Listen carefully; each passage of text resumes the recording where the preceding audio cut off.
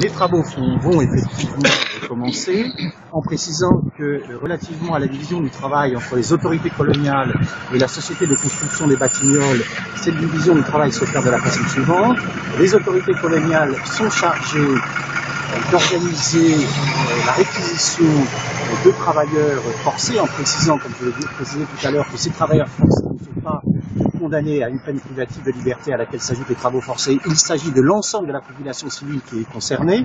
Il faut ajouter et préciser aussi hommes, femmes et parfois enfants, à charge pour la société de construction des Batignolles de réunir ces travailleurs forcés et de les exploiter. De les réunir dans ce qu'on appelle à l'époque les camps ferroviaires ou le camp de travail qui se déplacent au fur et à mesure de l'avancée du chantier, et rappeler sur ce point, parce que les choses à l'époque ne sont pas du tout tues et ne sont pas cachées, qu'un ministre des colonies en 1928 déclare à la Chambre des députés que les taux de mortalité dans certains camps ferroviaires sont de 57%. Par ailleurs, on sait, et les choses sont là aussi, là encore, très rapidement connues, grâce à un certain nombre de journalistes, entre autres grâce à Albert Londres, grâce à un écrivain français célèbre, André Gide, que les 140 premiers kilomètres de la construction de cette ligne de chemin de fer se sont soldés par près de 17 000 morts indigènes. La société de construction des Batignolles a remporté dans l'ensemble de l'Empire français, Afrique équatoriale française, Afrique occidentale, des contrats très importants en matière d'infrastructures ferroviaires et portuaires. Et par ailleurs, la chose est moins connue parce qu'elle a fait moins scandale pour des raisons de contexte, la société de construction des Batignolles avait également obtenu un contrat en Indochine pour la réalisation donc de la ligne de chemin de fer reliant Haiphong en Indochine à la capitale du Yunnan, Kunming, 800 km de route entre 10 et 12 000 morts. Relativement au travail forcé, il faut préciser ceci, que le Bureau international du travail a élaboré une convention internationale tendant à l'abolition du travail forcé, laquelle convention est achevée en 1930. Plusieurs puissances coloniales vont la signer. La première puissance coloniale du monde, la Grande-Bretagne, la troisième puissance coloniale du monde, les Pays-Bas. 3 puissances coloniales vont refuser: la France de la Troisième République, le Portugal et l'Espagne.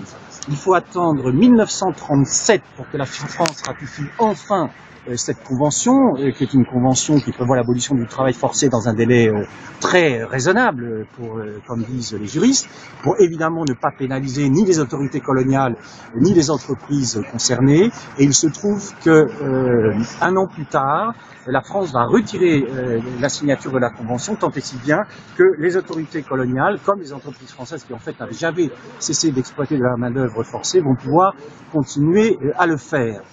Rappelez également ceci, que contrairement à la légende dorée de la résistance française dans les colonies, la célébrissime conférence de Brazzaville, présidée par le général de Gaulle en 1944, traite évidemment de la question du travail forcé. La question peut être posée en des termes simples, se pose pour celles et ceux qui combattent pour la France libre: que fait-on du travail forcé? On abolit immédiatement?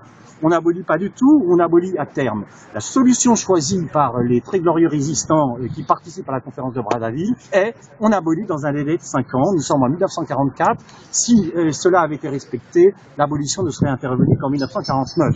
Et il faut la mobilisation d'un certain nombre de députés à la Libération, dont le célèbre député Félix Houphouët-Boigny, qui, lassé des atermoiements des partis politiques majoritaires à l'Assemblée constituante, décide de s'emparer de la question du travail forcé et prononce à l'Assemblée nationale un discours célébrissime sur la question du travail forcé et arrache effectivement cette abolition en 1946. Alors de l'abolition en droit à la pratique, le chemin va être relativement long et il va falloir effectivement y revenir à plusieurs reprises pour que les pratiques de recours à la main-d'œuvre forcée dans les colonies sous la 4e République soient enfin abolies.